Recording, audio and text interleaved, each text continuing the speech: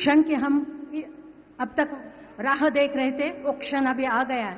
सर्वाधिक आदरणीय, सर्वाधिक सम्माननीय, लोकप्रियता में भी सबसे अग्रणीय, भारत में ही नहीं विश्व में लोकप्रिय, भारत की धड़कन, वीरता की छवि, स्वच्छ भारत को उज्जवल भविष्य की ओर आत्मनिर्भर बनाने का दृढ़ संकल्प लिए आधुनिक भारत के तेज पुरुष, भारत को अंतर्राष्ट्रीय स्तर पर विशेष सम्मान दिलाने वाले, हमारे सबके हृदय में बसने वाले प्रधानमंत्री सम्माननीय आदरणीय नरेंद्र जी मोदी, इनको मैं विनम्रता पूर्वक अनुरोध करती हूं कि वो अपने अमृत वाणी से हमें जनता जनार्दन नांदेड़ वासियों को संबोधित करें।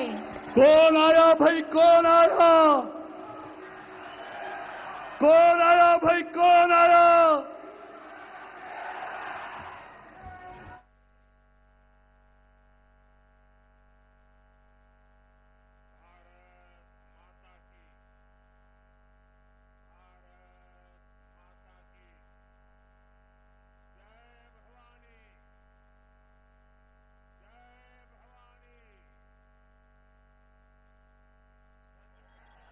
विष्णुपुरीतील काळेश्वर यांच्या चरणी नतमस्तक होतो। महात्मा बसवेश्वर यांना मी कोटी कोटी वंदन करतो। सर्व नांदेडकरांना माझा नमस्कार। मैं मराठवाड़ा की धरती से स्वामी रामानंद तीर्थ और श्री नामदेव जैसे संतों को इस धरती में जन्मे स्वतंत्रता सेनानियों को भी श्रद्धापूर्वक प्रणाम करता हूं। साथियों, आज पूरे महाराष्ट्र में बीजेपी और महायुति के समर्थन में एक लहर चल रही है। आज हर किसी की जुबान पर एक ही नारा है,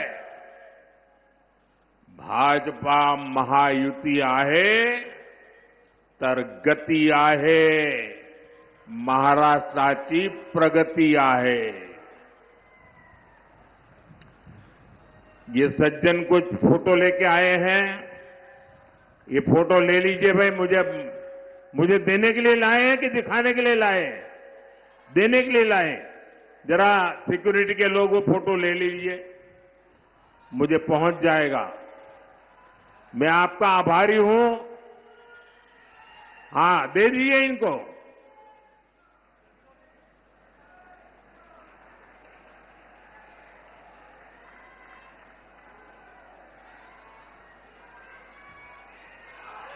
बहुत बहुत धन्यवाद आपका।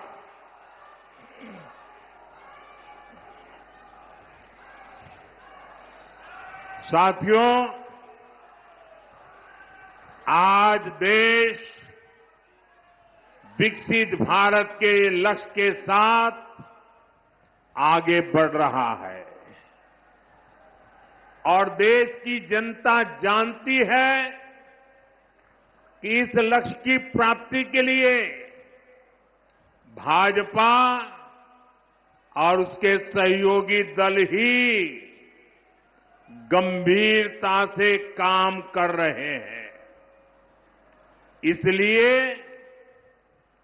भाजपा और एनडीए सरकारों को देश के लोग बार बार चुन रहे हैं। केंद्र में देश ने लगातार तीसरी बार एनडीए को सेवा का मौका दिया है। लेकिन इस बार उसमें नांदेड़ का फूल नहीं था भाई।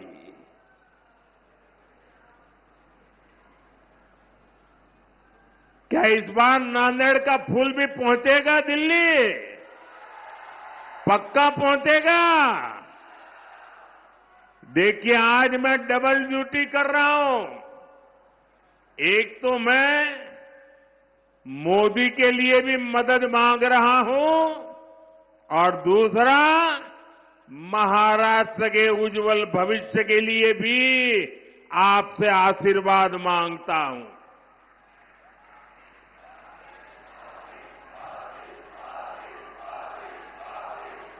जो नांदेड़ लोकसभा क्षेत्र के भाई बहन हैं, आपको 2 वोट डालने हैं ना, याद है ना? हाँ, वरना वो लोग तो कुछ उल्टा ही पढ़ाएंगे आपको। साथियों, अभी हरियाणा के चुनावों में बीजेपी को पहले से भी ज्यादा सीटें मिली। पहले से क्या, इतिहास में सबसे ज्यादा सीटें मिली। अब यही इतिहास महाराष्ट्र की जनता भी दोहराने जा रही है। साथियों, पिछले 2 दिन से मैं महाराष्ट्र में जहां जहां गया हूं, हर एक के मन में ये कसक है कि लोकसभा में जो कमी रह गई, इस बार विधानसभा में जम करके इसको पूरा कर देना है। लोग कह रहे हैं विकसित महाराष्ट्र के लिए महायुति की सरकार चाहिए। महायुतीची सरकार पाहिजे। साथियों, महाराष्ट्र ने कांग्रेस के प्रकोप को, उनके पापों को लंबे समय तक झेला है। खासकर मराठवाड़ा के किसान, आपकी परेशानियां की तो जड़ ही कांग्रेस पार्टी है। कांग्रेस सरकारों ने कभी यहां के किसानों के सुख दुख की परवाह नहीं की। साथियों, पिछले 10 वर्षों में मराठवाड़ा को सूखे की समस्या से मुक्ति दिलाने के लिए कई कदम उठाए गए हैं। महायुति सरकार ने पश्चिमी बैतरणी और उल्लास सब बेसिन से पानी लाने का फैसला किया है। दमनगंगा, बैतरणी, गोदावरी रिवर लिंक योजना से भी मराठवाड़ा को लाभ होगा। मराठवाड़ा में 11 सिंचाई योजनाओं को मंजूरी दे दी गई है। इस क्षेत्र की सिंचाई की समस्या दूर करने के लिए मराठवाड़ा वाटर ग्रिड परियोजना शुरू की गई थी। लेकिन जब महाअगाड़ी की सरकार आई तो उसने इस पर रोक लगा दी। अब महायुति की सरकार ने इसे दोबारा गति दी है। साथियों, किसानों की हित, ये हमारी सबसे बड़ी प्राथमिकता है। महाराष्ट्र के 1.25 करोड़ से ज्यादा किसानों को पीएम किसान सम्मान निधि का फायदा मिला है।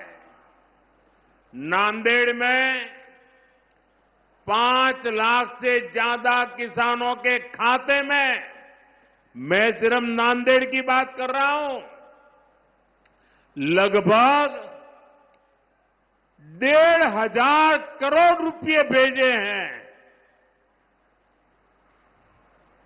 ये कुछ नौजवान लेके आया है बड़ा प्यार से, भाई कब से हाथ ऊपर करके खड़ा है, उसका हाथ थक जाएगा, जरा ले लीजिए। धन्यवाद भैया आपके प्यार के लिए।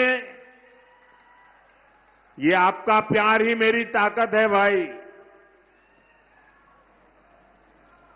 साथियों, यहां के सोयाबीन किसानों को संकट से उबारने के लिए आर्थिक सहायता भी दी गई है। साथियों, पिछले 2.5 वर्षों में मराठवाड़ क्षेत्र में 80,000 करोड़ रुपए का निवेश हुआ है।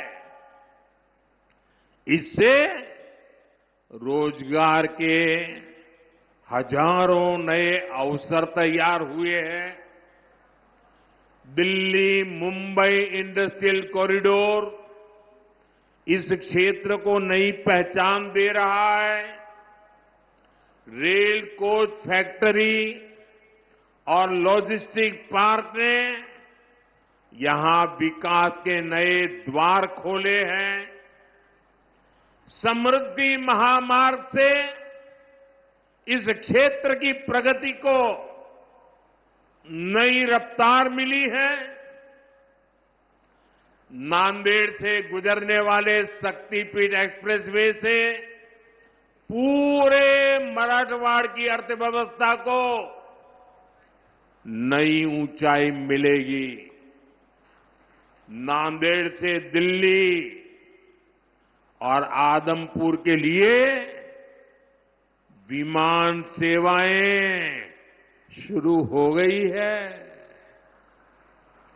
जल्द ही हमारे सिख भाइयों को यहां से अमृतसर तक की यात्रा विमान से करने की सुविधा भी मिलने वाली है।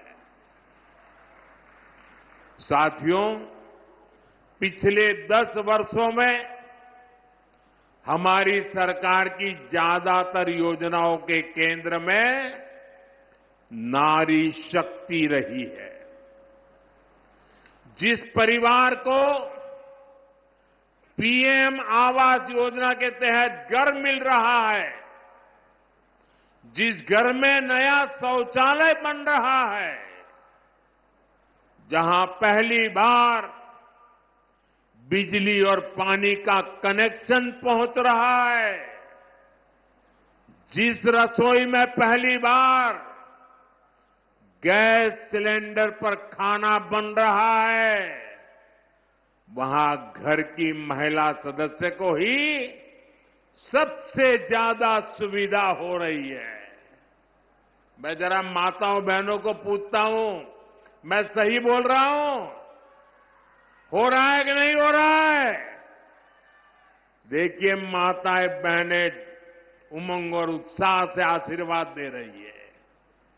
आज हमारे गांव की बहनें ड्रोन दीदी बनकर एक सीजन में लाखों रुपये कमा रही है। हम 3 करोड़ महिलाओं को लखपति दीदी बनाने के मिशन में जुटे हैं। इस देश में ऐसी बातें कभी सुनने में आई नहीं, लेकिन मोदी है, बड़ा सोचता है, बड़ा चाहता है, बड़ा करता है। दीदी मेरी लखपति बने। गांव की मेरी दीदी लखपति बने। मुझे खुशी है कि महायुति सरकार भी महाराष्ट्र की महिलाओं को सशक्त बनाने के लिए समर्पित है। हमारे शिंदे जी के नेतृत्व में आज महाराष्ट्र की माताएं बहनें बढ़ चढ़कर का आशीर्वाद देने के लिए आगे आई है। माझी लाड़की बहन योजना को यहां की महिलाओं ने जिस तरह अपनाया है वो अभूतपूर्व है। साथियों, कांग्रेस ने हमारे देश में एक से बढ़कर एक घोटाले किए, लेकिन अब तो इन्होंने हद ही पार कर दी। कांग्रेस ने फर्जीवाड़े में अपना ही रिकॉर्ड तोड़ दिया है। आपने टीवी और मोबाइल पर देखा होगा, कांग्रेस के लोग संविधान के नाम पर अपनी एक अलग लाल किताब बंटवा रहे हैं। कांग्रेस की लाल किताब पर ऊपर तो लिखा है भारत का संविधान, लेकिन लोगों ने जब भीतर से खोला तो पता चला कि लाल किताब कोरी है। सारे पन्ने कोरे, उसमें बाबा साहब के संविधान का एक शब्द भी नहीं लिखा है। ये उनकी बाबा साहब के प्रति जो नफरत है ना, उसका ये नमूना है।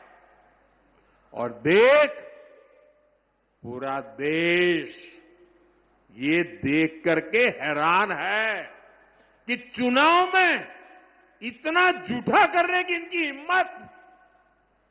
संविधान के नाम पर लाल किताब छपवाना, उसमें से संविधान के शब्दों को हटाना, ये संविधान को खत्म करने की कांग्रेस की पुरानी सोच का नमूना है। ये कांग्रेस वाले देश में बाबा साहब का नहीं, अपना अलग ही संविधान चलाना चाहते हैं। यही कोशिश इन लोगों ने आपातकाल के दौरान की थी, इमरजेंसी में की थी। अब अपनी अलग किताब छपवाकर ये संविधान का मजाक उड़ा रहे हैं। सच्चाई ये है कि कांग्रेस और उसके साथियों को बाबा साहब के संविधान से नफरत है। साथियों, आजादी के बाद कांग्रेस पार्टी ने बाबा साहब के संविधान के साथ सबसे पहला विश्वासघात कश्मीर में किया था। पूरे देश ने बाबा साहब के संविधान को स्वीकार किया, लेकिन कांग्रेस पार्टी ने आर्टिकल 370 के जरिए कश्मीर में अलग विधान चलाया। कश्मीर में हमारे तिरंगे की जगह अलग झंडा चलाया। कांग्रेस ने जम्मू कश्मीर के दलितों को उनके कोई अधिकार नहीं दिए। कश्मीर इतने दशकों तक आतंकवाद की आग में जलता रहा। कश्मीर में अलगाववाद फलता फूलता रहा। देश को पता भी नहीं चलने दिया। इस देश में 75 साल तक 2 संविधान चले और बाबा साहब के संविधान की बातें करते हैं। क्या बाबा साहब आंबेडकर का संविधान जम्मू कश्मीर में लागू होना चाहिए था कि नहीं होना चाहिए था? उन्होंने नहीं लागू होने दिया। 370 की दीवार बनाई थी और जब मोदी आया, दशकों के इंतजार के बाद हमने कश्मीर को आर्टिकल 370 की जकड़ से आजाद करवाया। 370 की दीवार को हमेशा हमेशा के लिए जमीन में गाड़ दिया है।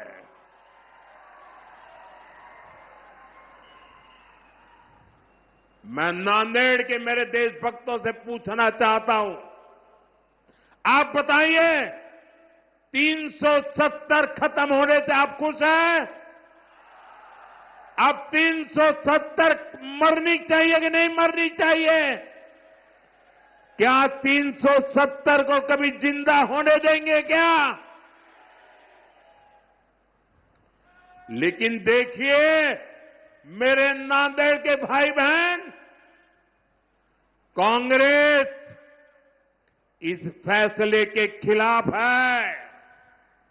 अभी जम्मू कश्मीर में चुनाव हुए थे, वहां कांग्रेस गठबंधन को सरकार बनाने का मौका मिला।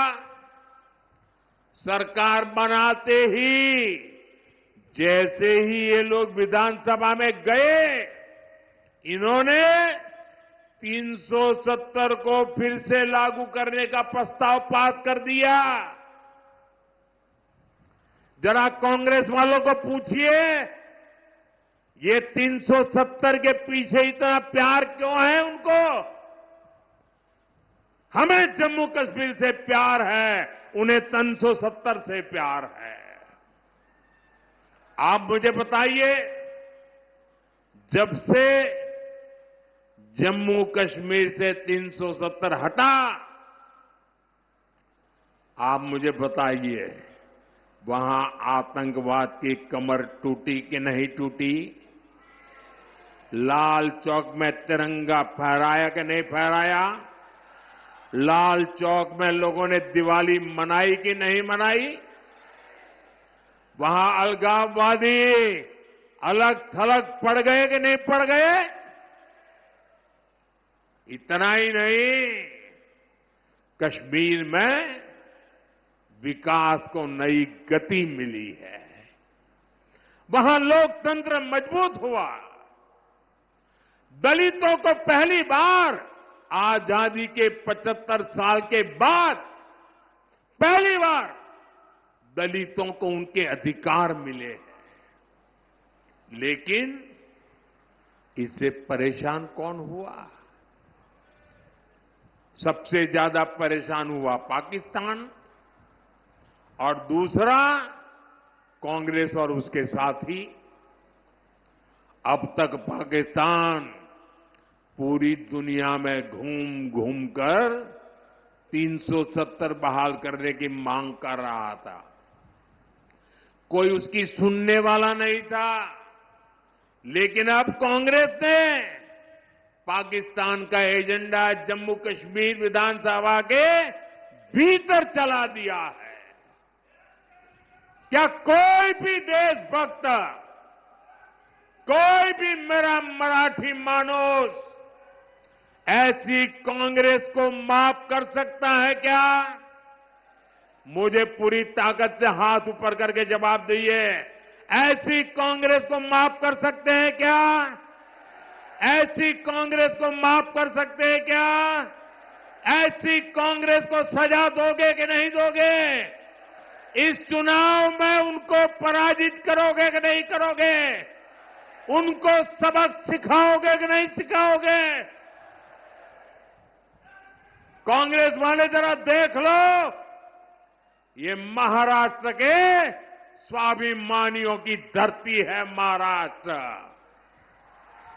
ये देश पर मर मिटने वालों की धरती है। जो लोग राजनीति के लिए इस स्वाभिमान से समझौता कर रहे हैं, जो लोग बाला साहब ठाकरे की विरासत के साथ धोखा कर रहे हैं, उन्हें महाराष्ट्र के लोग जरूर सबक सिखाएंगे। साथियों, बीते कुछ दशकों से देश में कांग्रेस का जनाधार लगातार तार तार हो रहा है, कम हो रहा है। इसकी सबसे बड़ी वजह है एससी समाज की एकजुटता, दलित समाज की एकजुटता, एसटी समाज की एकजुटता, आदिवासी समाज की एकजुटता, ओबीसी समाज की एकजुटता। आजादी के बाद जब तक एससी, एसटी, ओबीसी अलग अलग जातियों में बटे रहे, कांग्रेस मजबूत रही, केंद्र में सरकार बनाती रही। कांग्रेस की राजनीति को सूट करता है कि ओबीसी समाज की जातियां आपस में लड़ती रहे। कांग्रेस को ये बर्दाश्त नहीं हो रहा है कि पिछले 10 वर्षों से देश में एक ओबीसी प्रधानमंत्री है, वो सबको साथ लेकर चल रहा है। इसलिए वो ओबीसी की पहचान खत्म करके अलग अलग जातियों में बांटने का खेल खेल रही है। कांग्रेस बड़े समूह वाले ओबीसी से ओबीसी की पहचान छीनकर उसे छोटे छोटे समूहों वाली अलग अलग दर्जनों जातियों में बांट देना चाहती है।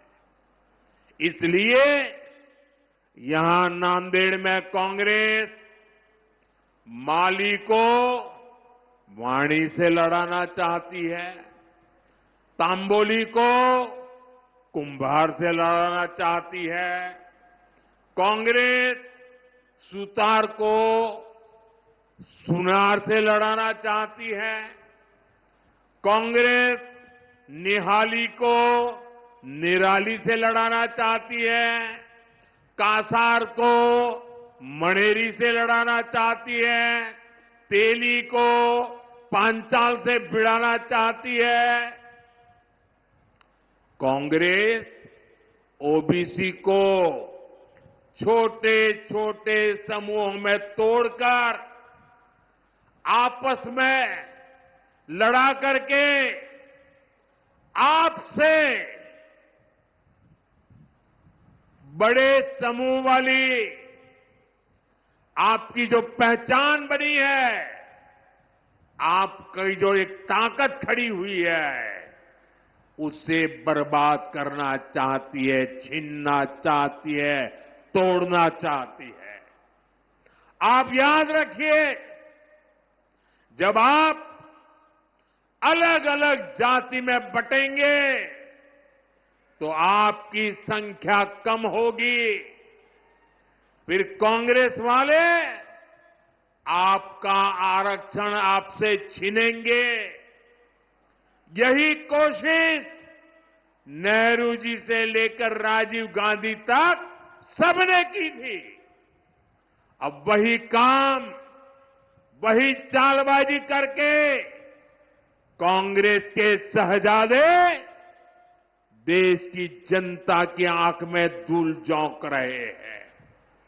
उनका मकसद यही है और इसलिए मैं देशवासियों को कहता हूं, समाज को तोड़ने वाली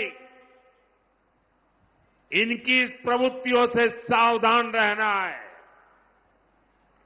हम एक रहेंगे तो सेफ रहेंगे। हम एक रहेंगे तो हम एक रहेंगे तो हम एक रहेंगे तो हम एक रहेंगे तो साथियों, विकसित भारत तभी संभव है जब महाराष्ट्र विकसित होगा, महाराष्ट्र का हर परिवार समृद्ध होगा। केंद्र और महायुति की सरकार आपके सपनों को पूरा करने में जुटी है। महायुति के उम्मीदवारों को भारी बहुमत से जिताकर आप अपने भविष्य को सुरक्षित करेंगे। आपने आज हम सब पर इतनी बड़ी तादाद में आकर के जो आशीर्वाद बरसाया है, मैं नांदेड़ की धरती का, नांदेड़ के लोगों का, इस पूरे क्षेत्र के लोगों का सर झुका करके आभार व्यक्त करता हूं। मेरे साथ बोलिए, भारत माता की, भारत माता की। दोनों हाथ ऊपर करके पूरी ताकत से बोलिए, भारत माता की, भारत माता की, भारत माता की। बहुत बहुत धन्यवाद।